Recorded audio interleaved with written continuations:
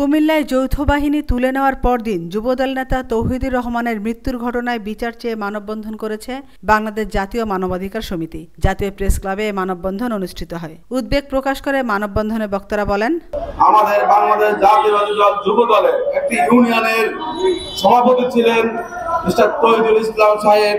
তাকে নির্মমভাবে সেনাবাহিনী দ্বারা হত্যা করা হয়েছে। আমরা এর তীব্র নিন্দাও জানাই এবং প্রতিবাদ জানাই এবং অনতিবিলম্বে একটি সুস্থ তদন্তের মাধ্যমে তাকে অবশ্যই আইনের আওতায় এনে তাকে ফাঁসির কাঠগড়ায় দাঁড় করাতে হবে। আমাদের এই যুবদল নেতা তৌহিদুল, যাকে নৃশংস নির্মম ফ্যাসিবাদের কায়দায় হত্যা করা হয়েছে, এই হত্যার প্রতিবাদের ভাষা কিন্তু আমরা হারিয়ে ফেলেছি।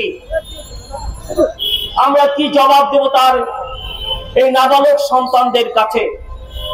আমরা কোনো জবাবই খুঁজে পাচ্ছি না। আমাদের কাছে কোনো ভাষা নেই, আমাদের কোনো ভাষা জ্ঞান নেই।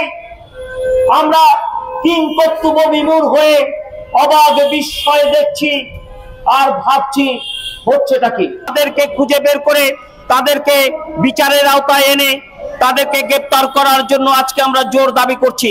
আমিনা ইসলাম, আজকের সংবাদ।